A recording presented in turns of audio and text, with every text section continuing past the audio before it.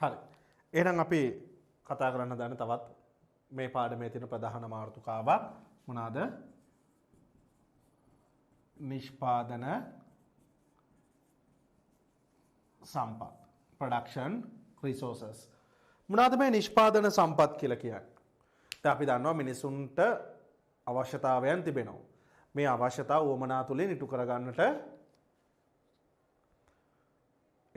ඕනේ. එතකොට එහෙම ඉටු කරගන්න නම් අනිවාර්යෙන් භාණ්ඩ හා සේවා පරිභෝජනය කරන්න සිද්ධ වෙනවා. එතකොට මේ භාණ්ඩ හා සේවා නිපදවීම ඉබේ නිපදවීමක් නැත්නම් ඉබේ පහළ වීමක් ස්වභාව ධර්මයෙන් ලැබෙන දෙයක් වෙන්නේ නැහැ. මේ දේව කවුරු හරි මොකක් කරන්න ඕනද? නිපදවන්න ඕනේ. එතකොට මෙන්න මේ නිපදවීමේදී භාණ්ඩ හා සේවා නිපදවීමේදී භාවිතා කරන ඕනෑම දෙයක් හරි භාණ්ඩයක් හෝ සේවයක් නිපදවීමේදී භාවිතා කරන ඕනෑම දෙයක් අපි හඳුන්වනවා මොනවා කියලාද? නිෂ්පාදන සම්පත් කියලා. එතකොට පුතේ අපි දන්නවා මේ අපේ ආර්ථිකය තුල නැත්නම් අපේ මේ ලෝකයේ තුල විවිධාකාර භාණ්ඩ හා සේවා විශාල ප්‍රමාණයක් තිබෙනවා. ඒ වෙනුවෙන් භාවිතා කරන සම්පත් විශාල ප්‍රමාණයක් තිබෙනවා. ඒ නිසා අපේ පහසුවට අපි නිෂ්පාදන සම්පත් ප්‍රධාන කොටස් දෙකකට බෙදා ගන්නවා. මොකද්ද කොටස් දෙක? පළවෙනි එක තමයි ආර්ථික සම්පත්. right? ආර්ථික සම්පත්. අනිත් එක තමයි අනාර්ථික. එහෙම නැත්නම් නොමිල සම්පත් කියලා. භාණ්ඩ හා සේවා නිපදවීමට භාවිතා කරන ඕනෑම දෙයක් අපි කියන්නේ මොකක් කියලාද? නිෂ්පාදන සම්පත්. ඒ නිෂ්පාදන සම්පත් වලින් සීමිත සැපයුමක් තියෙන. හරි? සීමිත සැපයුමක් තියෙන සම්පත් වලට තමයි අපි කියන්නේ මොකක් කියලාද? ආර්ථික සම්පත් කියලා. අසීමිත සැපයුමක් තියෙන. අසීමිත සැපයුමක් තියෙන. එහෙම නැත්නම් හිඟකමක් නැති. දැන් හිරු එළිය, වර්ෂා ජලය, සුළඟ අපිට අසීමිතව කිසිම හිඟකමකින් තොරව පරිභෝජනය කරන්න පුළුවන්. ඒ නිසා අපි යොදාන මොනවා කියලාද? අනාර්ථික සම්පත් කියලා. හරි? හිඟ සම්පත් අවශ්‍යතාවයන් වලට සාපේක්ෂව නැත්නම් උවමනා වලට සාපේක්ෂව හිඟකමක් තියෙන නැත්නම් සීමිත සැපයුමක් තියෙන සම්පත් අපි දාන මොනවා කියලාද? ආර්ථික සම්පත් කියලා. කාට හරි ප්‍රශ්නයක් වෙන්න පුළුවන් මේ අනාර්ථික සම්පත් අසීමිතව තියෙනකොට හිරු එළිය රාත්‍රී කාලයේදී නෑනේ. වහින්න නැති වෙලාවට කොහොමද වර්ෂා ජලය? ඔව් ඒක ඇත්ත.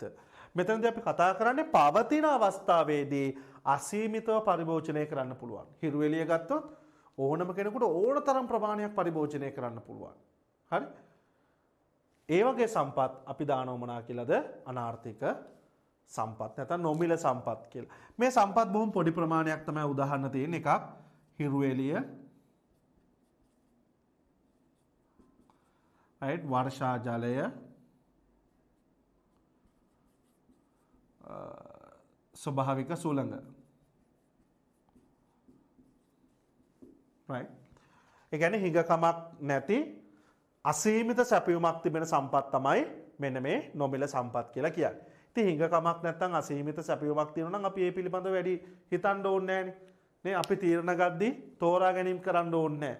දැන් හිරු එළිය කියන සම්පත ගත්තොත් ඒක පරිභෝජනය කරද්දී අපි හිතමු අපි රෙදි ටිකක් හොද ගන්නවා කියලා.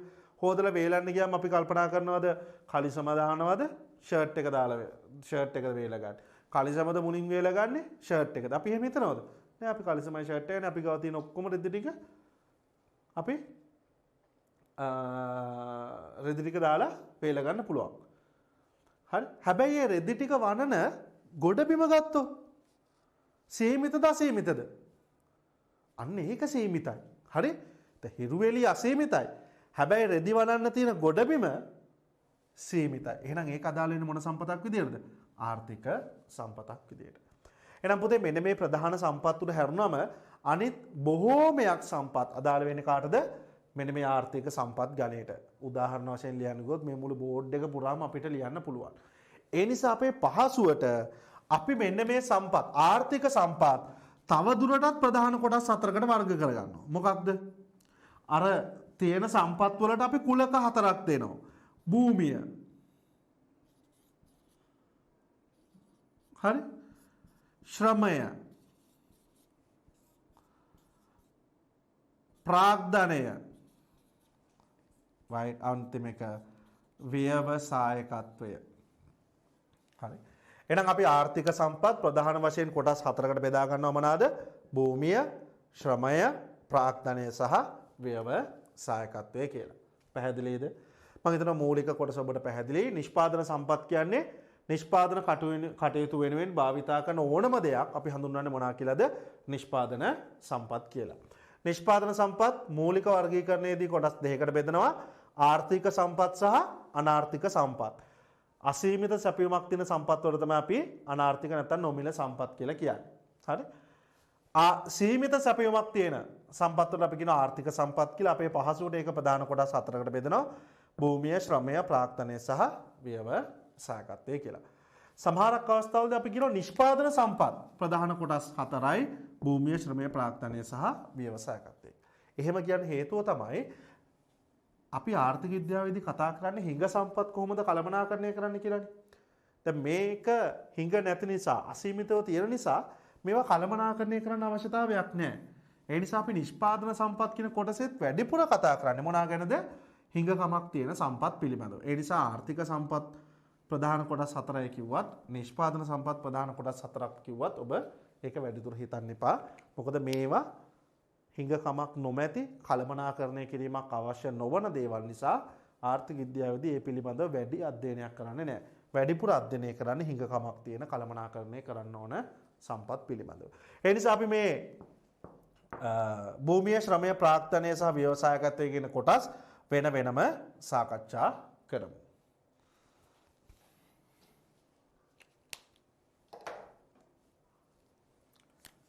පළවෙනි එක එහෙනම් භූමිය land. හරි භූමිය. භූමිය කියලා කියන්නේ පුතේ නිෂ්පාදන කටයුතු වෙනුවෙන් භාවිතා කරන ස්වභාව ධර්මය අපිට ලබා දීලා තියෙන දේවල්. ගොඩබිම වෙන්න පුළුවන්, ගංගා වෙන්න පුළුවන්, දියඇලි වෙන්න පුළුවන්. හරි? මිනිරන් වෙන්න පුළුවන්, යපස් වෙන්න පුළුවන්, දීවර සම්පත වෙන්න පුළුවන්, වනාන්තර වෙන්න පුළුවන්. හරි? මෙන්න මේ ස්වභාව ධර්මය අපිට ලබා දීපු දේවල් නිෂ්පාදන කටයුතු වෙනුවෙන් භාවිතා කරනවා නම් අපි ඒ අදාළ සම්පත් යොදන කුලකය තමයි මොකක්ද? භූමිය කියලා කියන්නේ. නැත්නම් අපි කියනවා ස්වභාවික සම්පත් හැටියට හඳුන්වන දේවල් අදාළ වෙන්නේ මෙන්න මේ භූමි සාධකයට. මතක තියාගන්න ඕනේ මේ භූමි සාධකයේ තියෙන උදාහරණත් අපි ප්‍රධාන කොටස් දෙකකට බෙදනවා. ප්‍රතිස්ථාපනය කළ හැකි සම්පත් සහ ප්‍රතිස්ථාපනය කළ නොහැකි සම්පත් කියලා. මේ භූමි සාධකයේ නැත්තම් මේ තියෙන සමහර දැන් වනාන්තර වගේ දේවල් ගත්තොත් අපි පාවිච්චි වනාන්තර දීවර සම්පත වගේ ගත්තොත් නේ වනාන්තර දීවර සම්පත වගේ ගත්තොත් අපි පාවිච්චි කරාට පස්සේ ඒවා නැවත යථා තත්ත්වයට පත් කරගන්න අපිට හැකියාවක් තිබෙනවා. ඒ නිසා ඒවල ප්‍රතිස්ථාපනය කළ හැකි සම්පත්. එහෙම නැවත යථා තත්ත්වයට පත් කරගන්න බැරි. නැත්නම් ඒ සඳහා අධික කාලයක් ගත වෙන මිනිරන්, යපස්, ගල් අඟුරු හරි මේ වගේ දේවල් ගත්තොත් මේවා නැවත යථා තත්ත්වයට පත් වෙන්න ඉතා විශාල කාලයක් ගත වෙනවා. ඒ වගේ දේවල් අපි කියනවා ප්‍රතිස්ථාපනය කළ නොහැකි සම්පත් කියලා. ඔබේ නෝට් එකෙත් ඒක තිබෙනවා. ඒ වගේ මේ භූමි සාධකයේ පිළිබඳ කතා කරද්දී ඔබ තව මතක තියාගන්න ඕන කරුණක් තමයි මේ සාධකයේ ලක්ෂණ. භූමි සාධකයේ නැත්නම් භූමි සාධකයට අදාළ මේ තියෙන සම්පත් වල ලක්ෂණ මොනවාද? මේක ස්වභාවික සම්පතක් වීම. ස්වභාව ධර්මයෙන් ලැබිච්ච දෙයක් කියන කාරණාව. ඒ කියන්නේ මිනිසා විසින් නෙමෙයි මේව නිර්මාණය කරන්නේ ස්වභාව ධර්මයා විසින්. ඒ නිසා ස්වභාව ධර්මයා නිර්මාණය කළ තියෙන ප්‍රමාණය අපිට වෙනස් කිරීමේ හැකියාවක් නැහැ. හරි? දැන් අපේ රට තුල තියෙන්නේ දියඇලි 10 නම් ස්වභාව ධර්මයා නිර්මාණය කළ තියෙන 10 නම් අපිට ඒ 10 වෙනස් කරන්න බෑ. හරි? අපි ඒකට කියනවා අනම්‍ය සැපයුමක් තියෙන්නේ. හරි? තිබෙන ප්‍රමාණය අඩු කරගන්න පුළුවන්. අපිට නැවත මේක වැඩි කරගන්න බෑනේ. හරි?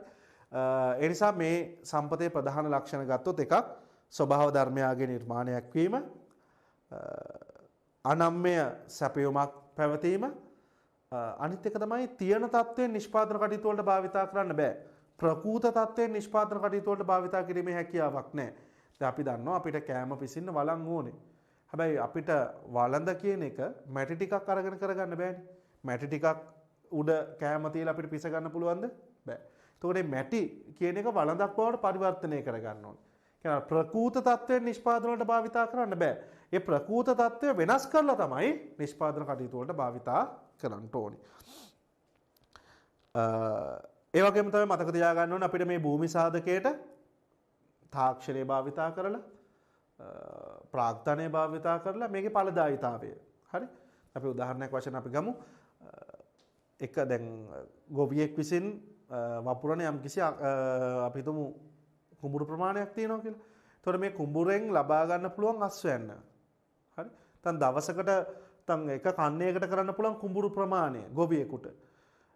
ඒ ප්‍රමාණය අපිට වැඩි කර ගන්න පුළුවන් තාක්ෂණය භාවිත කරලා. නිසා ඵලදායීතාවය වැඩි කරන්න පුළුවන් කියන එක තමයි ඒකේ අදහස. එහෙනම් මතක තියාගන්න ඕනේ ඔබ භූමි සාධකය කියලා කියන්නේ ස්වභාව ධර්මයන්ගෙන් ලැබිච්ච දේවල් නිෂ්පාදන කටයුතු සඳහා භාවිතා කරන තත්වයක්.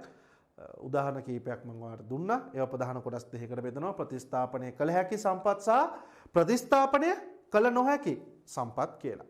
ඒ වගේම මේකේ ලක්ෂණ ගත්තොත් ස්වභාව ධර්මයන්ගේ නිර්මාණයක් වීම, සැපයුම අනම්‍ය වීම, පවතින තත්ත්වෙ නැත්නම් ප්‍රකූත තත්ත්වයෙන් නිෂ්පාදන සඳහා භාවිතා කළ නොහැකි වීම, ඵලදායීතාවයකින් යුක්ත වීම වැදගත්ම ලක්ෂණය. මෙන්න මේ භූමි සාධකයේ හිමිකරුවාට හැකියාවක් තියෙනවා මේ ටික නිෂ්පාදන කාර්ය වෙනුවෙන් යොදවලා බදු කුලී කියන ආදායම උපයා ගන්න. මොකක්ද ආදායම් ප්‍රභවය? බදු කුලී. භූමි සාධකයට අදාළ දෙයක් අපි ළඟ තිබෙනවා නම් ඒක අපිට නිෂ්පාදනය වෙනුවෙන් භාවිතා කරලා ආදායමක් උපය ගන්න පුළුවන්. මොකක්ද ඒ ආදායම? බදු කුලී කියන ආදායම. අපේ නයන් ඊළඟට දෙවෙනි නිෂ්පාදන සම්පත නැත්නම් දෙවෙනි ආර්ථික සම්පත මොනවාද? ශ්‍රමය. ශ්‍රමය නිෂ්පාදන කටයුතු වෙනුවෙන් භාවිතා කරන මිනිසුන්ගේ දායකත්වය තමයි අපි මේ ශ්‍රමය කියලා හඳුන්වන්නේ. සමහරක් වෙලාවට අපි කායිකව යම් දායකත්වයක් සපයනවා. සමහරක් වෙලාවට මානසිකව අපි යම් දායකත්වයක් සපයනවා නිෂ්පාදන කටයුතු සඳහා. කොහොම හරි නිෂ්පාදන කාර්යයන් වෙනුවෙන් මිනිසා දක්වන මේ දායකත්වය තමයි මිනිසාගේ ප්‍රයත්නය තමයි අපි ශ්‍රමය කියලා හඳුන්වන්නේ. දැන් උදාහරණ වශයෙන් ගත්තොත් දැන් කම්කරුවෝ ගත්තොත් ඊට පස්සේ ගොවීන් ගත්තොත් හරි ඒ අය තමන්ගේ කය වෙහෙසලා නිෂ්පාදන සඳහා දායකත්වය සපයනවා. හැබැයි වෛද්‍යවරු නීතිඥයෝ හරි ඒ වගේ ගත්තොත් තමන්ගේ මනස වෙහෙසලා නිෂ්පාදන කටයුතු වෙනුවෙන් දායකත්වය සපයනවා. කෙසේ හෝ කායිකව හෝ මානසිකව නිෂ්පාදන කටයුතු වෙනුවෙන් මිනිසා දක්වන ප්‍රයත්නයට දායකත්වයට අපි කියන මොකක් කියලාද? ශ්‍රමය කියලා. හරි. ශ්‍රම සම්පතේදීත් අපි මතක තියාගන්න ඕන ප්‍රධාන ලක්ෂණ කිහිපයක් තිබෙනවා. එකක් තමයි ස්වභාව ධර්මයගේ නිර්මාණයක් නෙමෙයි. අපිව නිර්මාණය කරන ස්වභාව ධර්මය වුණාට ශ්‍රමය කියන එක අපි විසින් නිර්මාණය කරගන්න එකක්. ඒ නිසා මේක මිනිසාගෙන් ලැබෙන දෙයක් සහ සජීවී නිෂ්පාදන සම්පතක්. අනිත් ඒවා වගේ නෙමෙයි සජීවී. ඒ වගේම සංචලනය කරන්න හැකියාවක් තිබෙනවා. එහාට මෙහාට යන්න පුළුවන්. අතර මේ භූමිය කියන සාධකයේ තව ලක්ෂණයක් ඔබට මතක තියාගන්න පුළුවන්. මේ සංචලනය කිරීමේ හැකියාව බොහොම සීමිතයි. හරි? දැන් දියැලක් අපිට ඕනයි කියලා හැමේ අරන් යන්න පුළුවන්ද? සංචලනය කිරීමේ හැකියාව බොහොම සීමිතයි. හැබැයි ශ්‍රමයේදී ගත්තොත් සංචලනය කිරීමේ හැකියාව බොහොම අසීමිතයි. අපිට ඕන වෙලාවට ඕන තැනකට යන්න පුළුවන්. සජීවී නිෂ්පාදන සාධකයක් සංචලනය කිරීමේ හැකියාවක් තිබෙනවා. ඒ වගේ මතක තියාගන්න සමජාතීය නොවීම. සමජාතීය නොවීම. එක එක්කෙනාගේ ශ්‍රමයේ වෙනස්. ඒ වගේම විතරක් ඵලදායීතාවය වැඩි කරන්න පුළුවන්. ඵලදායීතාවය වැඩි කරන්න පුළුවන්. තව වැදගත්ම ලක්ෂණයක් තමයි මේ සංවිධානය වීමේ හැකියාව පැවතීම. ශ්‍රම සාධකයට පුළුවන් අනිත් සාධකවලට නැති හැකියාවක් තිබෙනවා සංවිධානය වීමේ හැකියාව කියන එක. ඊට අමතරව මෙයා මතක තියාගන්න තවත් වැදගත් කරුණ තමයි ශ්‍රම සාධකයේ හිමිකරුවා උපයන්නේ වැටුප නැමැති ආදායම. ශ්‍රමය තිබෙන පුද්ගලයා තමන්ගේ ශ්‍රමයේ අදාළ නිෂ්පාදන කාර්යයට ලබා දුන්නම ඒ වෙනුවෙන් ඔහු ලබන ආදායම් ප්‍රභවය අපි හඳුන්වනවා මොකක් කියලාද? වැටුප. භූමියට අපි මොකද්ද කිව්වේ? බදු කුලිය. ශ්‍රමයට ලබන්න පුළුවන් ආදායම් ප්‍රභවය තමයි මොකද්ද? වැටුප කියන කාරණාව. අපි එහෙනම් යන් ඊළඟට තුන්වෙනි නිෂ්පාදන සම්පත ප්‍රාග්ධනය. ප්‍රාග්ධනය පුතේ මෙතන ප්‍රධාන කොටස් දෙකක් ඔයා මතක තියාගන්න ප්‍රධාන කාරණා දෙකක්. ප්‍රාග්ධනය මූලික වශයෙන් ප්‍රධාන කොටස් දෙකකට බෙදෙනවා. මූල්‍ය ප්‍රාග්ධනය සහ මූර්ත ප්‍රාග්ධනය කියලා. මූල්‍ය ප්‍රාග්ධනය කියන්නේ මුදල් හා සම්බන්ධ දේවල්. හරි? බැංකු ණය, තැන්පතු, විවිධ සහතික පත්‍ර, මුදල් හා සම්බන්ධ කටයුතු වලට, මුදල් හා සම්බන්ධ දේවල් වලට අපි කියනවා මූල්‍ය ප්‍රාග්ධනය කියලා. මූර්ත ප්‍රාග්ධනය කියන්නේ මේ මිනිසා විසින් නිෂ්පාදනය කරලා තියෙන නිෂ්පාදන ක්‍රියාවලියට ආධාරක ලෙස භාවිතා කරන දේවල්. මිනිසා විසින් නිපදවා ඇති නිෂ්පාදන ක්‍රියාවලට ආධාරක ලෙස භාවිතා කරන. දැන් මේ අවස්ථාවේ සිද්ධ වෙන්නේ ඔබයි මායි අතර නිෂ්පාදනයක් නේ. මොකක්ද? අධ්‍යාපනය කියන සේවාව උත්පාදනය කරනවා. මේ සේවාව උත්පාදනය කරන්න පුතේ මම මේ වයිට් බෝඩ් එක, මේ පෑන, හරි? එතකොට මේ වීඩියෝ එක රෙකෝඩ් වෙන කැමරාව, මේ තියෙන ලයිට්, මේ තියෙන ෆෑන් එක, මේ ගොඩ නැගිල්ල, මේ සියල්ල උපයෝගී කරගන්න මම ඔබට මේ සේවාව සපයන්නේ. මේ සියලු දේවල් කවුරු නිෂ්පාදනය කරපු ඒවාද? මිනිසා නිෂ්පාදනය කරපු ආධාරක. අන්න ඒ දේවල් වලට අපි කියන මොකක් කියලාද පුතේ? මූර්ත ප්‍රාග්ධනය කියලා.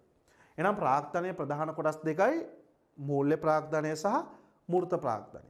මුදල් හා සම්බන්ධ ප්‍රාග්ධනය අපි හඳුන්වන්නේ මූල්‍ය ප්‍රාග්ධනය කියලා. හැබැයි හොඳට මතක තියාගන්න ඕනේ ආර්ථික විද්‍යාවේදී මූල්‍ය ප්‍රාග්ධනය ප්‍රාග්ධනයක් හැටියට සලකන්නේ නැහැ.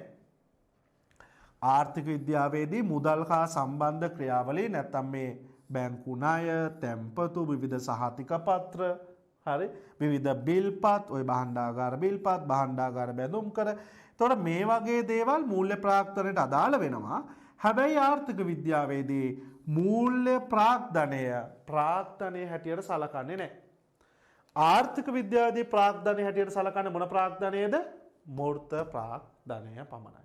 ඒ නිසා ආර්ථික විද්‍යාවේදී ප්‍රාග්ධනය කියලා ඇහූ පමණින්, ප්‍රාග්ධනය කියන වචනය තිබූ පමණින් ඔබේ මනසට නැත්නම් ඔබට මතක් වෙන්න ඕනේ මේ කතා කරන්නේ මොන ප්‍රාග්ධනය ගැනද? මූර්ත ප්‍රාග්ධනය. එහෙනම් මොකද්ද මූර්ත ප්‍රාග්ධනය කියන්නේ? භාණ්ඩ හා සේවා නිපදවීමේ ක්‍රියාවලියට ආධාරක ලෙස භාවිතා කරන මිනිසාම නිර්මාණය කළ තියෙන දේවල් අපි හඳුන්වනවා මොකක් කියලාද? මූර්ත ප්‍රාග්ධනය කියලා. හරි? එහෙනම් භූමිය ස්වභාව ධර්මයාගේ නිර්මාණයක් වුණාට ප්‍රාග්ධනය කාර නිර්මාණයක්ද? මිනිසාගේ නිර්මාණයක්. ඔන්න පළවෙනි ලක්ෂණය. මිනිසාගේ නිර්මාණයක් වීම. හරි? අනිත් එක තමයි ප්‍රාග්ධනයේ මූර්ත සංකල්පය. අපි ප්‍රාග්ධනයේද කතා කරන්නේ මූර්ත සංකල්පය පමණයි. හරි?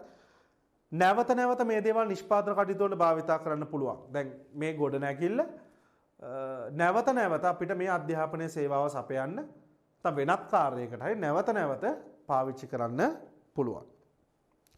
ඒ වගේම තමයි මේ ප්‍රාග්ධනය කියන අදාළ සාධක නැත්නම් ප්‍රාග්ධනයට අපි අදාළ කතා කරන මේ උදාහරණ නැත්නම් මේ ප්‍රාග්ධනයට අදාළ වන සම්පත් භාවිතා කිරීමේදී ක්ෂය වීමක් සිද්ධ වෙනවා. හරි? ගෙවී යාම, පළුදු වීම, යල් පැනීම වගේ දේවල් සිද්ධ වෙන්න පුළුවන්. හරි? ප්‍රාග්ධනය දැන් භූමිය කියන එක ගත්තොත් භූමිය ඵලදායීතාවය වැඩි කරන්න පුළුවන්. භූමියේ ඵලදායීතාවය වැඩි කරන්න පුළුවන්. ශ්‍රමයේ ඵලදායීතාවය වැඩි කරන්න පුළුවන්. ප්‍රාග්ධනයේ ඵලදායීතාවය වැඩි කරන්න පුළුවන් නෙමෙයි පුතේ. ප්‍රාග්ධනය ඵලදායීතාවයකින් යුක්තයි. කියන්නේ ප්‍රාග්ධනයට හැකියාවක් තිබෙනවා. අර භූමිය ශ්‍රමය කියන සාධකවල ඵලදායීතාවය මොනා කරන්නද? වැඩි කිරීමට හැකියාවක් තිබෙනවා. ඒකත් විශේෂ ලක්ෂණයක්. ඊට අමතරව මතක තියාගන්න ඕන විශේෂ කරුණ. භූමියට බදු කුලිය, මේ ශ්‍රමයට වැටුප, ඒ වගේ ප්‍රාග්ධන සාධකයේ හිමිකරුවා උපේන ආදායම තමයි පොලි ආදායම. මොකක්ද ආදායම? පොලි ආදායම. බලන්න ඔබේ නෝට් එකේ මේ කාරණා ටික පැහැදිලිව තිබෙනවා. එහෙනම් ප්‍රාග්ධනයට අපි උදාහරණ අපි කතා කරා. එක නිෂ්පාදන ක්‍රියාවලිය සඳහා විවිධාකාර වෙනස් ප්‍රාග්ධනට අදාළ උදාහරණ තියෙන්න පුළුවන්. අධ්‍යාපන සේවාව කෙනෙක් ගත්තොත් ඒකට අදාළව අපි කතා කරා මේ ගොඩනැගිලි, ඩෙස්ක් බංකු, පොත්පත්, මේ පෑන මේ වයිට් බෝඩ් එක මේ ලයිට් මේ සියල්ල ඒවට අදාළ වෙනවා කියලා. හරි. එහෙනම් අපි යන් ඊළඟ නිෂ්පාදන සම්පතට ව්‍යවසායකත්වය. ව්‍යවසායකත්වය. දැන් මේ භූමිය ශ්‍රමය ප්‍රාග්ධනය කියන නිෂ්පාදන සම්පත් තිබුණත් වැඩක් නෑ පුතේ. මොකක් නැත්තන්ද? ව්‍යවසායකත්වය කියන සම්පත නැත්තම්. මොකද්ද මේ ව්‍යවසායකත්වය කියන්නේ?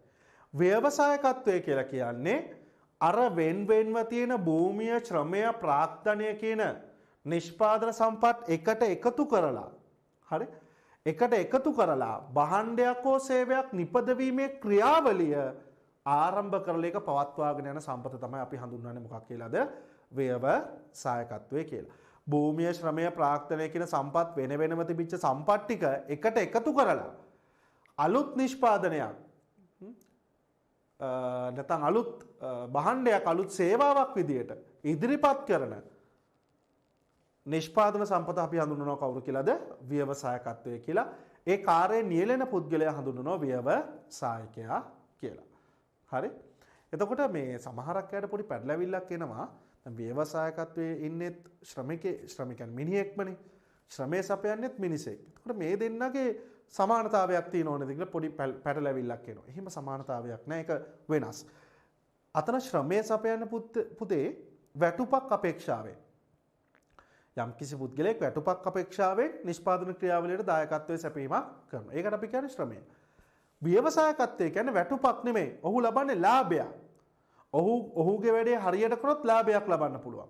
හැබැයි ඔහුගේ වැඩේ හරියට කරේ නැත්නම් ඒ කියන්නේ ව්‍යාපාරේ පාඩු වුණොත් ඔහුට අලාභ විඳින්න සිද්ධ වෙනවා. නමුත් ශ්‍රමිකයාට කිසි විටකත් අලාභ ලැබෙන්නේ නැහැ. ඔහු ලබා දෙන සේවාවට ඔහු වැඩ කරන පැය ගානට ඔහු වැඩ කරන දින ගානට එහෙම නැත්නම් ඔහු හදන නිෂ්පාදන ප්‍රමාණයට අදාළ අනිවාර්ය ගෙවීමක් අනිවාර්ය ලැබීමක් ඔහුට ලැබෙනවා. හැබැයි ව්‍යවසායකයාට එහෙම නැහැ. තමන්ගේ ව්‍යාපාරය දියුණු වුණොත් ලාභයක්, හැබැයි ව්‍යාපාරය කඩාගෙන වැටුණොත් අලාභයක් භුක්ති විඳින්න සිද්ධ වෙනවා. ඒ කියන්නේ ව්‍යවසායකයා අවදානමක් දරන්න ඕනේ. අවදානම් කළමනාකරණය කරන්න ඕනේ. හරි? අපි මේ ව්‍යවසායකයාගේ ප්‍රධාන ලක්ෂණ හතරක් කතා කරනවා. එකක් තමයි ව්‍යවසායකයා තමයි මූලික ව්‍යාපාරික තීරණය සහ ප්‍රතිපත්තිමය තීරණය ගන්න. කියන්නේ මූලික ව්‍යාපාරික තීරණය කියලා කියන්නේ භාණ්ඩ නිෂ්පාදනය කිරීමේ මුල් තීරණය සහ ප්‍රතිපත්තිමය තීරණ කියන්නේ මේ ව්‍යාපාරය දියුණු කරන්න බලපාන අනාගත තීරණ. මේ සියල්ල ගන්න ව්‍යවසායකයා. හරි? මේ සියල්ල ගන්න ව්‍යවසායකයා. ඊට පස්සේ මෙයා මේ අර නිෂ්පාදන සම්පත් එකට එකතු කරලා භාණ්ඩයක් හෝ සේවයක් නිපදවන්න ඕනේ. හරි? ඒ වගේම නව්‍යතා උත්පාදනය කිරීමක් කරනවා මේ ව්‍යවසායකයන් විසින්. අලුත් දේවල්, අලුත් භාණ්ඩ, හරි? නැත්නම් තියෙන භාණ්ඩ වල වෙනස්කම් කරනවා, අලුත් වෙළඳ පොළවල් හොයා ගන්නවා. හරි? අලුත් නිෂ්පාදන තාක්ෂණික ක්‍රම, ශිල්ප ක්‍රම හොයා ගන්නවා.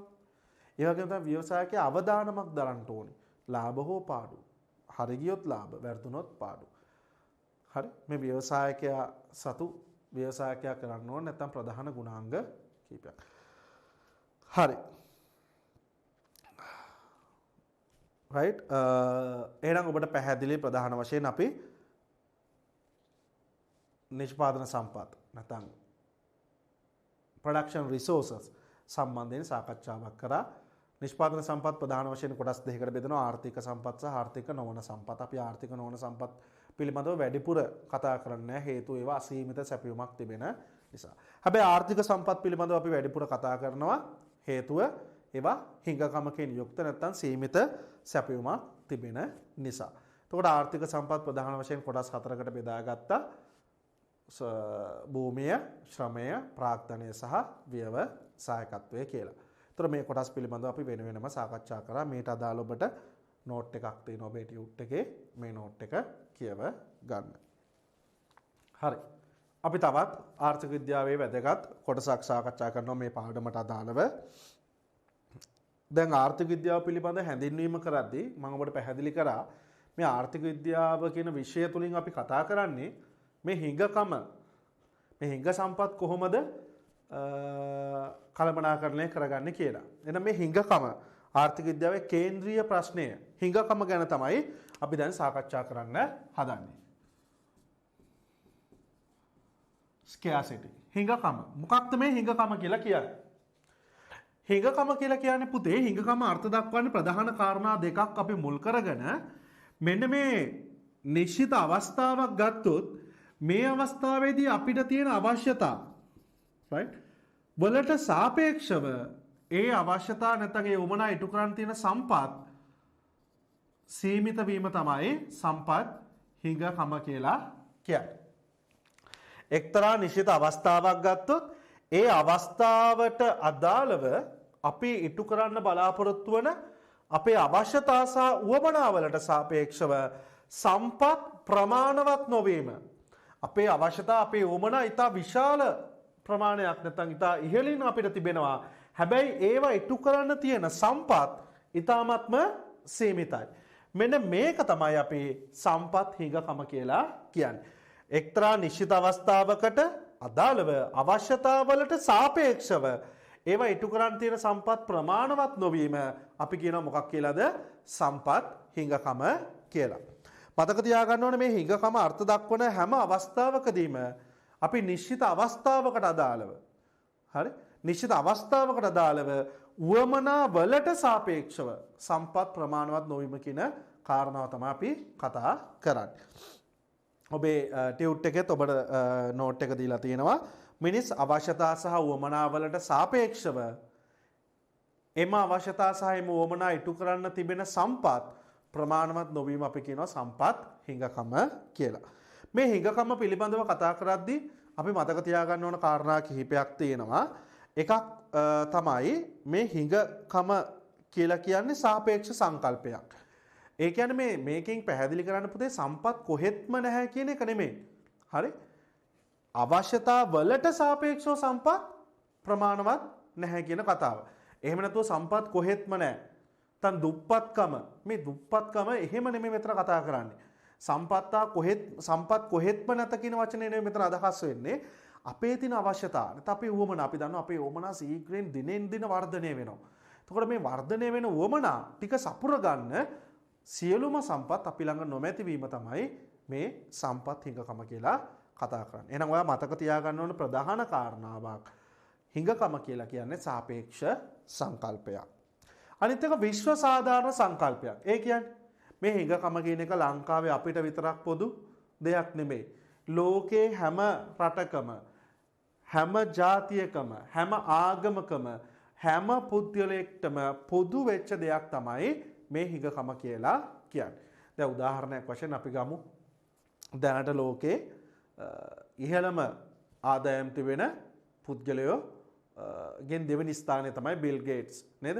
අපි දන්න ඒ පුද්ගලයා ඉන්නේ. එතකොට එයාට පුදුමාකාර ධනයක් තියෙනවා. එයාව අපි තනි ආර්ථිකයක් විදිහට හැඳින්නුවොත් එයා අපි හිතමු දැන් එයාව එක රටක් විදිහට හඳුන්වලා අපි ලෝකේ ධනවත්ම රටවල් පෙළ ගැස්සුවොත් එයා මේ ලංකාවට වඩා උඩින් තමයි එයා ඉන්නේ. හරි? එයාට විශාල ධනස්කන්ධයක් තියෙනවා. එයාට වෙනම රටක් තියෙනවා. වෙනම දූපත් තියෙනවා එයාගේ නමට. හැබැයි මෙච්චර සල්ලි තියෙන පුද්ගලයාට සම්පත් හිඟකම කියන එක පොදු ලක්ෂණයක්. මොනවාද මෙයාට හිඟ සම්පත?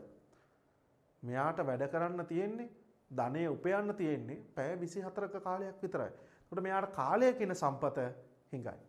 මෙයාට කාලය කියන සම්පත අසීමිතව පරිභෝජනය කරන්න හැකියාවක් ලැබෙන්නේ නැහැ. ඒ නිසා ලෝකේ ධනවත් පුද්ගලයෙක් වෙච්ච බිල් ගේට්ස්ටත් හිඟකම පොදුයි නම් එහෙනම් හැම දිනාටම හිඟකම පොදු දෙයක්.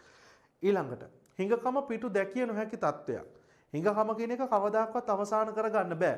ඇයි? දිනෙන් දින අපේ අවශ්‍යතා සහ උමනා දිනෙන් දින වර්ධනය වෙනවා. ඒ වේගයෙන් සම්පත් වර්ධනය වෙන්නේ නැහැ. ඒ නිසා හැමදාම අපිට ગેප් එකක් හොයාගන්න පුළුවන්. අවශ්‍යතා සහ උමනා දිනෙන් දින වර්ධනය වුණාම උනත් සම්පත් අවශ්‍යතා සහ උමනා දිනෙන් දින ශීඝ්‍රයෙන් වර්ධනය වෙනවා. නමුත් සම්පත් වලට ඒ ආකාරයෙන්ම වර්ධනය වෙන්න හැකියාවක් නැහැ. ඒ නිසා හැමතිස්සෙම ગેප් එකක් තියෙනවා. ඒ නිසා මේක කවදාකවත් ඉවර කරගන්න පුළුවන් ගැටලුවක් නෙමෙයි. හරි? ඊළඟ එක හිඟකම කියන්නේ දිලිඳුකම නෙමෙයි. හොඳට මතක තියාගන්න ඕනේ හිඟකම කියන්නේ දිලිඳුකම නෙමෙයි. මම අර විශ්ව සාධාරණ සංකල්පයේදීත් මම පැහැදිලි කරා දිලිඳුකම නෙමෙයි හිඟකම කියන්නේ ධනවත් පුද්ගලයන්ටත් හිඟකම පොදුයි කියන කාරණාව. රයිට්. එහෙනම් මේක තමයි හිඟකම තමයි ආර්ථික විද්‍යාව මොකද්ද? කේන්ද්‍රීය නැත්නම් ආර්ථික විද්‍යාව මූලික ප්‍රශ්නය.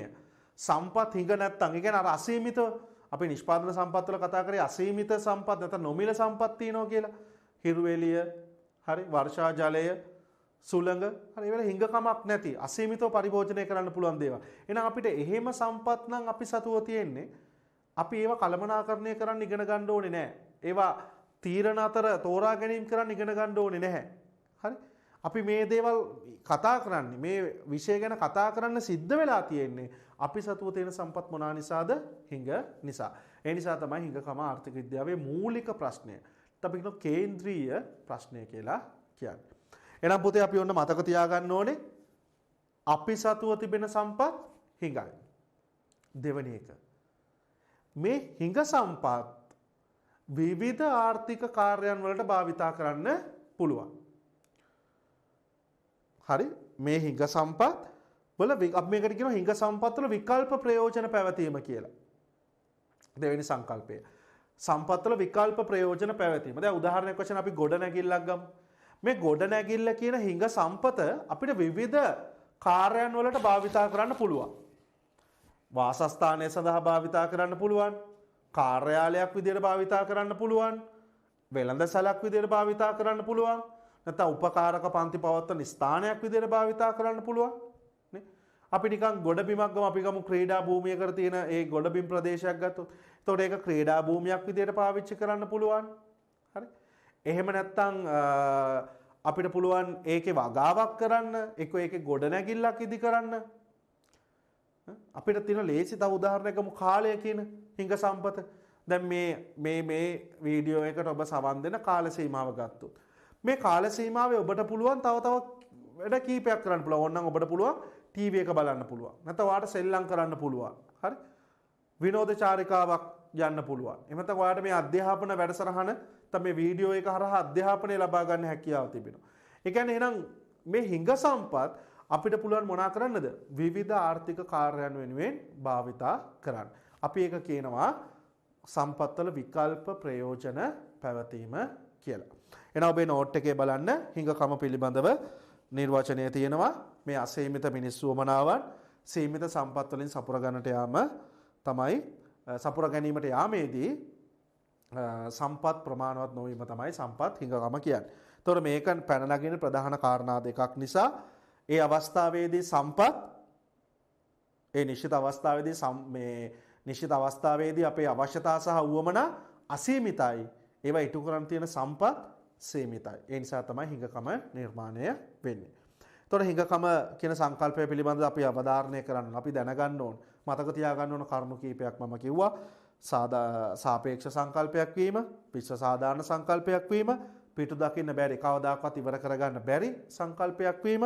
ඊට පස්සේ දිලිඳුකම නෙමෙයි හිඟකම කියන්නේ.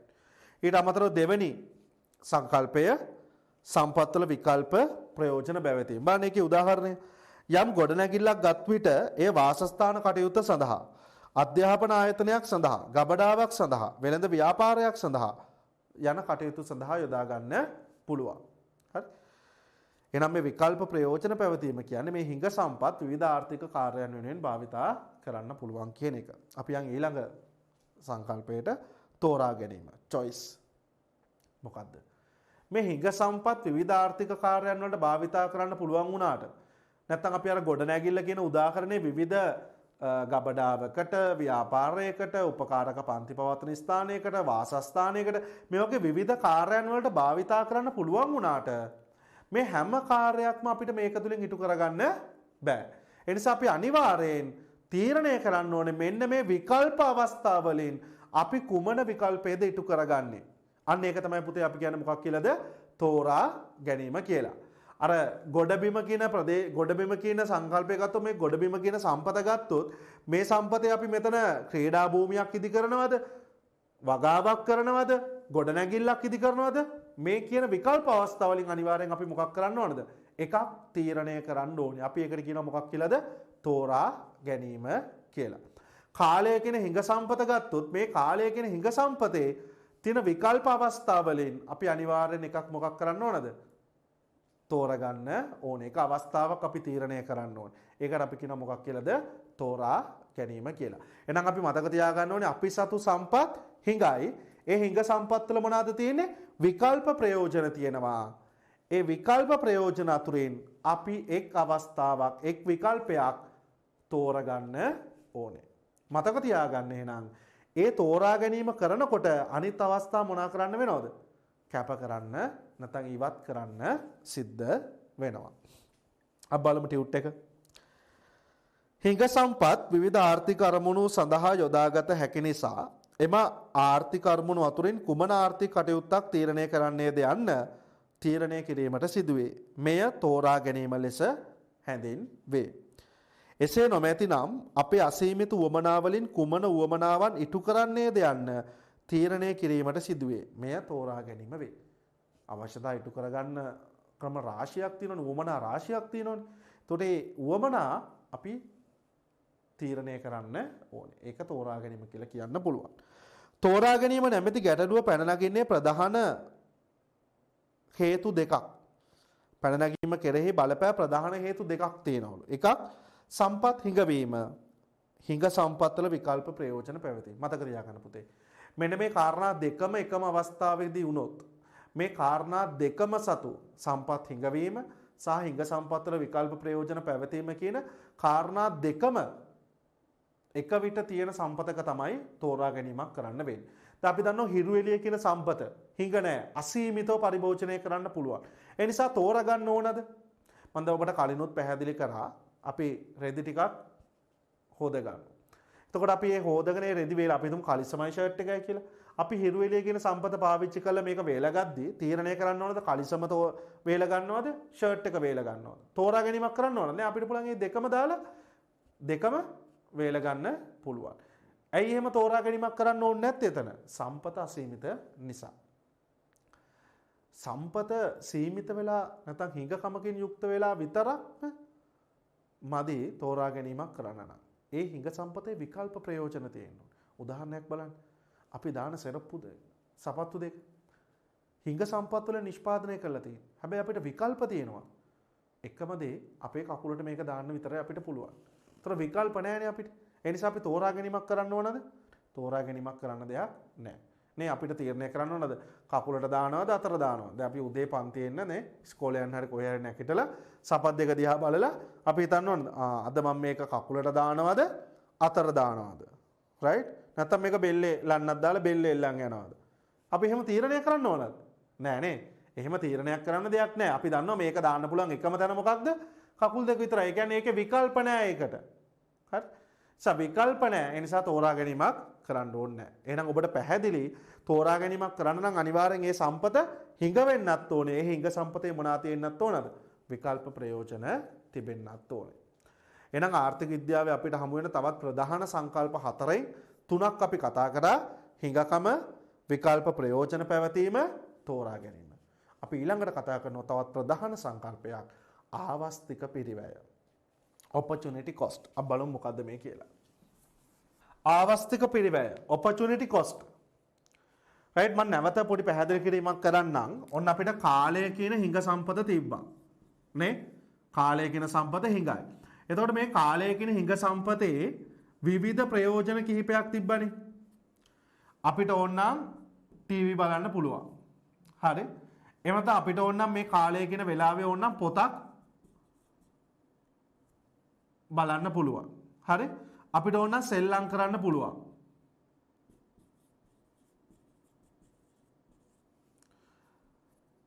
අපිට ඕනනම් අධ්‍යාපනය දෙන්න පුළුවන්. හරි? ටීවී බලන්න පුළුවන්, පොතක් කියවන්න පුළුවන්, සෙල්ලම් කරන්න පුළුවන්, අධ්‍යාපනය දෙන්න පුළුවන්. හරි? මෙන්න කාලය කියන හිඟ සම්පත මෙන්න ඒක විකල්ප අවස්ථා. දැන් ඔබ තෝරගෙන තියෙන්නේ මොකද්ද පුතේ? අධ්‍යාපනය දෙන්න. මේ අවස්ථාවේදී මේ කාල සීමාව තුළ ඔයාගේ තෝරා ගැනීම ඔයාගේ choice එක මොකක්ද? අධ්‍යාපනය නියැලෙන්න. එහෙනම් හිඟ සම්පතෙන් ඔයා තෝරා ගැනීමක් කරා. එතකොට ඒ තෝරා ගැනීමේදී අනිත් අවස්ථා තුනම මොකද කරේ? කැප කරා. නැත්තම් අත්හැරලා දැම්මා. ආවස්තික පිරිවැය. දැන් මේ මතක තියාගන්න ඕන තනික මේ ප්‍රධාන කාරණාවක් තිබෙනවා. මේ ආවස්තික පිරිවැය කියන වචනේ ඇහිච්ච ගමන් සමහරක් අයට හිතෙන්න පුළුවන් පිරිවැය. මේක මේ සංඛ්‍යා සම්බන්ධ දෙයක්. පිරිවැය කියලා අපි කතා කරන්නේ සංඛ්‍යා සම්බන්ධ. නැත්තම් වියදමක් ගැන මේ කතා කරන්නේ. නෑ මේක වෙනස් ඊට වඩා. හරි? ඔය accounts වල කතා කරන පිරිවැය කියන සංකල්පයට වඩා වෙනස් සංකල්පයක් තමයි අපි මෙතනදී ආවස්තික පිරිවැය කියලා කතා කරන්නේ. හරි? අපි කියනවා මේ ආවස්තික පිරිවැය කියන්නේ මූර්ත සංකල්පයක්. මූල්‍ය කියන්නේ මුදල් හා සම්බන්ධ නැත්නම් සංඛ්‍යා සම්බන්ධ සංකල්පයක් නෙමෙයි. මූර්ත කියන්නේ අවස්ථාවක් කියන කාරණාව. අපි ඒකත් පොඩ්ඩක් මතක තියාගෙන මේ පැහැදිලි කිරීමට යන්. එතකොට මම පැහැදිලි කරා කාලය කියන හිඟ සම්පත තියෙනවා. ඒකේ විකල්ප අවස්ථා කිහිපයක් තිබ්බා. ඔයා choice කරගත්තා. ඔයාගේ choice එක උනේ අධ්‍යාපනය. එතකොට මේ අනිත් අවස්ථා තුනම ඔයා මොකද කරේ? අත්හැරියා. කැප කරා. ආවස්තික පිරිවැය කියන්නේ පුතේ අපි හිතමු ඒ කියන පුද්ගලයා නැත්නම් ඔයාගේ නම කමල්. හරි?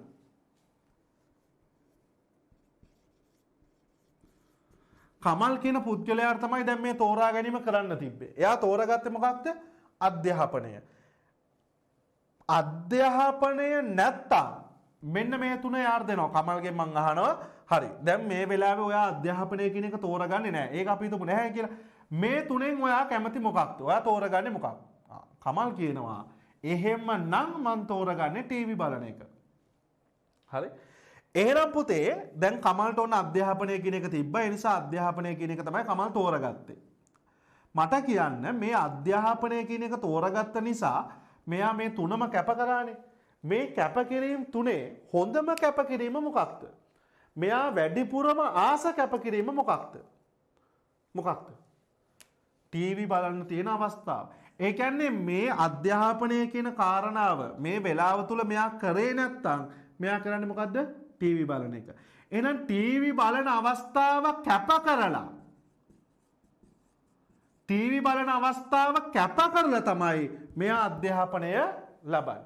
එහෙනම් අපි කියනවා කමල් කියන පුද්ගලයා කාලය කියන හිඟ සම්පතේ තෝරා ගැනීමක් කරා අධ්‍යාපනය නැත්තම් කාලය කියන හිඟ සම්පතේ අධ්‍යාපනය වෙනුවෙන් යොදන්න තීරණය කිරීමක් කරා තෝරා ගැනීමක් කරා.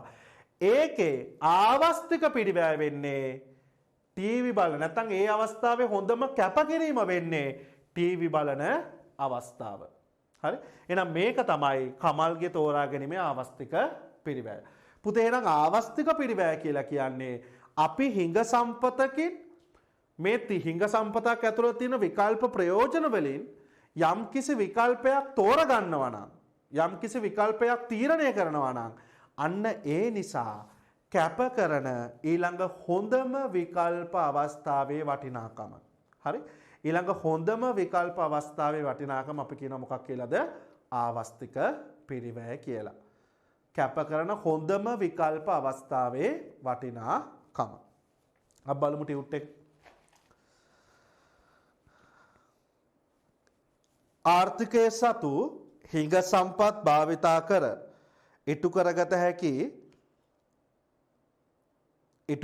හැකි විවිධ අවස්ථා අතුරින් එක් අවස්ථාවක් ඉටු කිරීමට තීරණය කිරීම නිසා අත්හරින නැත්නම් කැප කරන ඊළඟ හොඳම විකල්ප අවස්ථාවේ වටිනාකම ආවස්තික පිරිවැය ලෙස හැඳින්වේ. තෝරා ගැනීමක් නිසා කැප කරන හොඳම විකල්ප අවස්ථාවේ වටිනාකම. හරි? නැත්නම් අත්හරින හොඳම විකල්ප අවස්ථාවේ වටිනාකම අපි කියනවා මොකක් කියලාද? ආවස්තික පිරිවැය කියලා. බලන්න. එසේ නොමැතිනම් විකල්ප නිෂ්පාදනව පරිභෝජන අවස්ථා අතුරින් එක් අවස්ථාවක් ඉටු කර ගැනීමට තීරණය කිරීම නිසා හරි නිෂ්පාදන ක්‍රියාවලියකදී අපිට ඕනනම් පුළුවන් පාන් හරි බනිස්. මේ පාන් නිෂ්පාදනය කරන්නත් පුළුවන් බනිස් නිෂ්පාදනය කරන්නත් පුළුවන්. එතකොට මේ නිෂ්පාදකයා තීරණය කරනවා පාන් නිෂ්පාදනය කරන්න. එහෙනම් පාන් නිෂ්පාදනය කිරීමේ ආවස්තික පිරිවැය තමයි මොකක්ද? බනිස් නිෂ්පාදනය කිරීමට තිබිච්ච අවස්ථාව. ඒ කියන්නේ පාන් නිෂ්පාදනය කරපු නිසා බනිස් නිපදවන් තිබූ අවස්ථාව යා කැප කරනවා. ඒකට තමයි අපි කියන්නේ පාන් නිෂ්පාදනයේ ආවස්තික පිරිවැය කියලා. ඊළඟ විකල්ප පරිභෝජන අවස්ථා දෙකක්. මේකත් විකල්ප පරිභෝජන අවස්ථා දෙකකට වෙයි. හරි? කාලයකින් අවස්ථාව පරිභෝජනය කරන්න පුළුවන් අවස්ථා කීපයක් තිබ්බා. ඒකෙන් එක අවස්ථාවක් තෝරගත්තා. ඒ නිසා අනිත් අවස්ථා කැප කරලා ඒකේ හොඳම කැපකිරීම තමයි එතන අවස්තික පිරිවැය වෙන්නේ. තුරින් එක අවස්ථාවක් ඉටු කර ගැනීමට තීරණය කිරීම නිසා අත්හැරීමට සිදුවන හොඳම විකල්ප අවස්ථාවේ වටිනාකම අපි කියන මොකක් කියලාද? ආවස්තික පිරිවැය කියලා. ආවස්තික පිරිවැය සංකල්පය මූර්ත පිරිවැය හෝ ආර්ථික පිරිවැය නම් වලින්ද හඳුන්වයි. ආවස්තික පිරිවැය කියනවා, මූර්ත පිරිවැය කියනවා, ආර්ථික පිරිවැය කියලාත් කියනවා. බලන්න උදාහරණයක්. රජය විසින් පහත් සඳහන් ප්‍රාග්ධන ව්‍යාපෘති සැලසුම් කර ඇත. එනම් ඔන්න රජයේ ප්‍රාග්ධන ව්‍යාපෘති කිහිපයක් සැලසුම් කළා තිනවා. බලාගාරයක් ඉදිකිරීම, ගුවන් තොටුපළක් ඉදිකිරීම, අධිවේගී මාර්ගයක් ඉදිකිරීම සහ වරායක් ඉදිකිරීම. අවස්ථා කිහිපයක් සැලසුම් කළා තියෙනවා. මේ පළමු අවස්ථාවේ ලෙස අධිවේගී මාර්ගයේද ඊළඟ අවස්ථාව ලෙස විදුලි බලාගාරයේද ඉදිකිරීම හඳුනාගෙන නැත්නම්. ඒතොර රජයේ මූලික අවශ්‍යතා දෙක තමයි අධිවේගී මාර්ගය ඉදිකිරීම සහ විදුලි බලාගාරය ඉදිකිරීම. හැබැයි රජයේ සතු සීමිත සම්පත් හේතුවෙන් මේ අවස්ථා දෙකම ඉටු කරන්න බෑ. එහෙනම් අනිවාර්යෙන් එයා මේකෙන් තෝරා ගැනීමක් කරන්න ඕන. මොකද්ද කරන තෝරා ගැනීම? ඔහු තෝරගන්නේ අධිවේගී මාර්ගය ඉදිකිරීම. එහෙනම් අධිවේගී මාර්ගය ඉදිකිරීමේ අවස්ථාවේ ආවස්තික පිරිවැය මොකක්ද?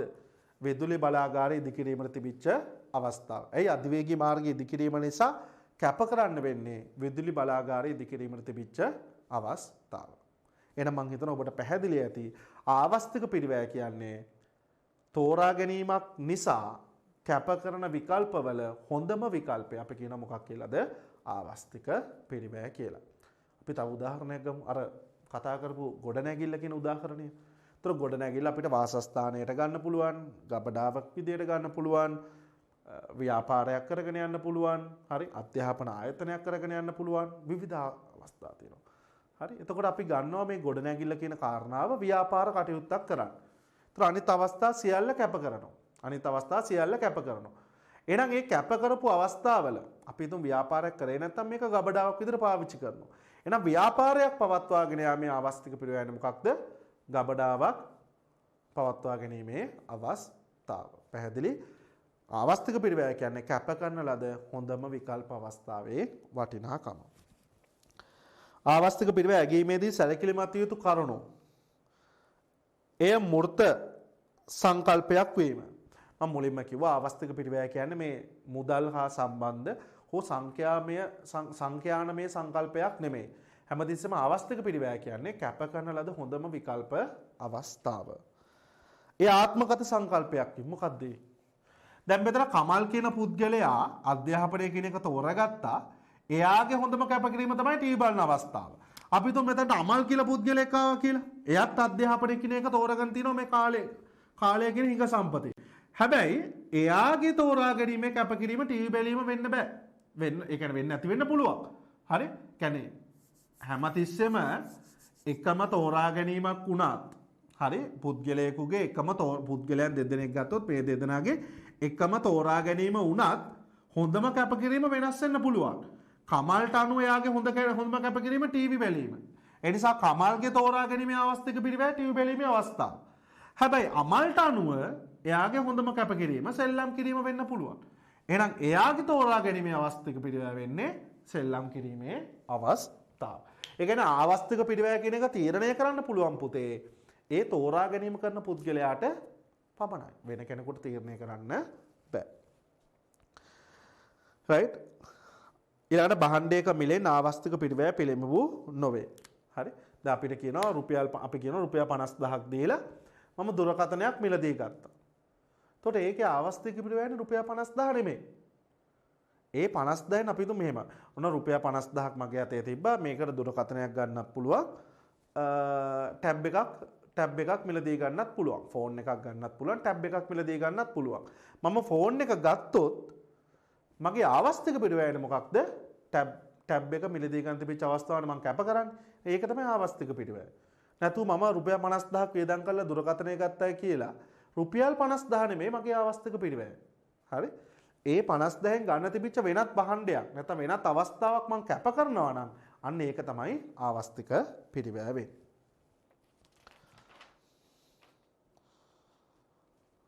right. ඊළඟට මේ කැපකිරීමක් නොමැති අවස්ථා පිළිබඳව අපි කතා කරන්න ඕනේ. ඒ කියන්නේ කැපකිරීම ශුන්‍ය අවස්ථා.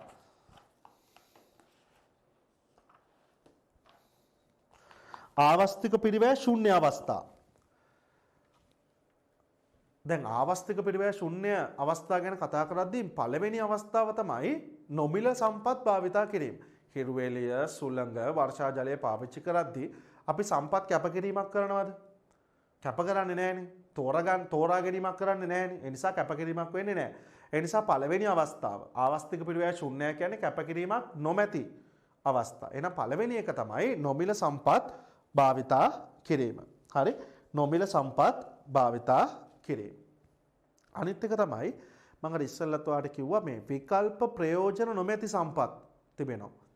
විකල්ප ප්‍රයෝජන නොමැති භාණ්ඩ තිබෙනවා. සෙරප්පු දෙක විකල්ප ප්‍රයෝජනයක් නැහැ. right?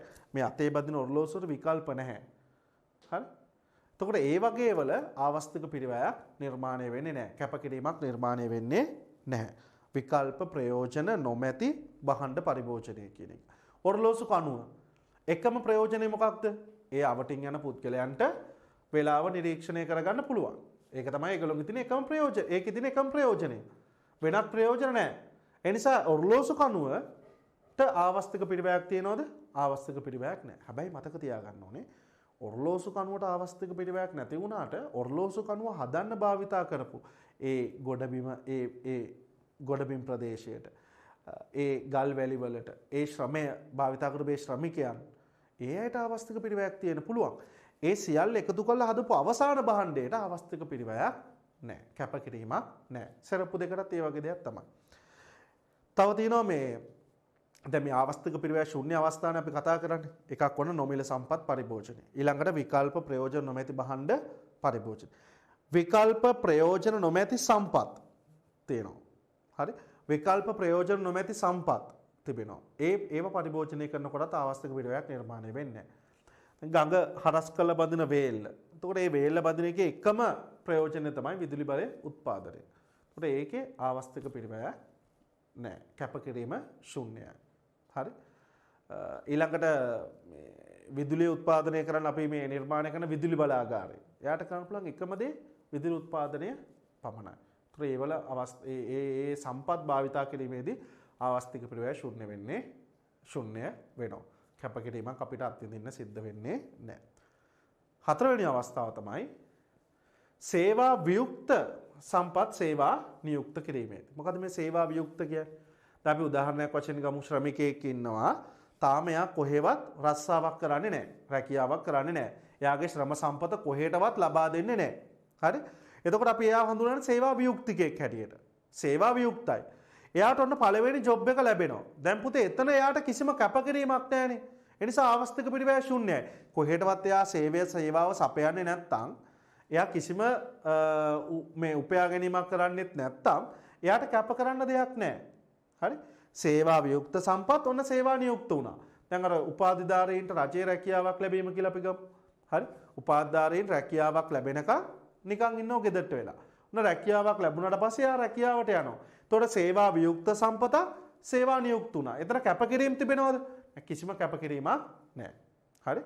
ඒ නිසා ආවස්තික පිරිවැය ශුන්‍ය අවස්ථාවක්. හරි? දැන් හිතන්න මම ආයතනයක රැකියාව කරනවා. එතකොට මම සේවා නියුක්තිකෙක්. මට තව ආයතනයක රැකියාවක් ලැබෙනවා කියලා හිතන්න. මට කැපකිරීමක් තියෙනයි මං සේවා නියුක්තිකයෙක් විදියටනේ මාරු වෙන්න උත්සාහ කරන්නේ. එතකොට මම කැපකිරීමක් කළා තමයි මේ ආයතනට යන්න ඕනේ. මේ ආයතනයෙන් ලබාගත් වැටුප ඒ සියල්ල වරප්‍රසාද සියල්ල කැප කරලා තමයි තව ආයතනයකට යන්නේ. සේවා නියුක්තිකේ රැකියාවකට යනකොට නැත්නම් සේවා නියුක්ත සම්පතක් නැවත නියුක්ත කරනකොට ආවස්තික පිරිවැයක් තියෙනවා. හැබැයි සේවා වියුක්ත සම්පතක් නැවත සේවා නියුක්ත වෙනකොට කිසිදු කැපකිරීමක් නැහැ. හරි. එහෙනම් අපි ඔන්න ප්‍රධාන සංකල්ප 4 පිළිබඳවම කතා කරා. සම්පත් හිඟකම, සම්පත්වල විකල්ප ප්‍රයෝජන පැවතීම, තෝරා ගැනීම සහ ආවස්තික පිරිවැය. මේ ප්‍රධාන කොටස් 4 පිළිබඳවම අපි සාකච්ඡා කරා. එම නිසා ඔබට ඔබේ නෝට් එකක් පැහැදිලිව තිබෙනවා. ඒ නෝට් එකක් කියව ගන්න අවශ්‍යයි.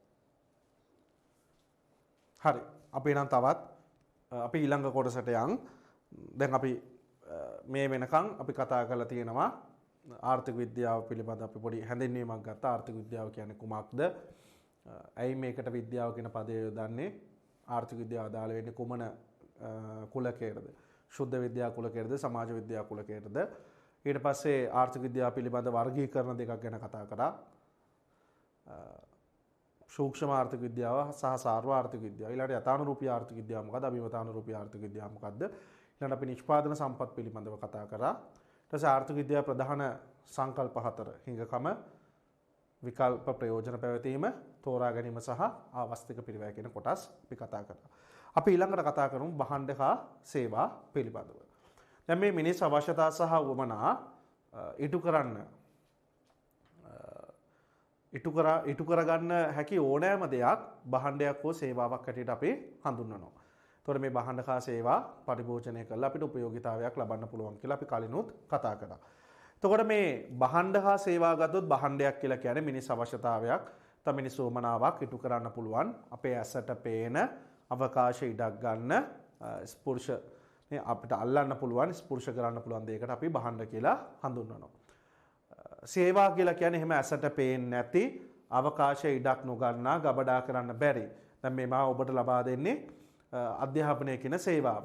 හරි එහෙම ගබඩා කරලා තියාගන්න බැරි ඇසට පේන්නේ නැති අල්ලන්න බැරි දේවල් අපි සේවා හැටියට හඳුන්වනවා. ඔක සාමාන්‍යයෙන් අපි දන්න කාරණාව.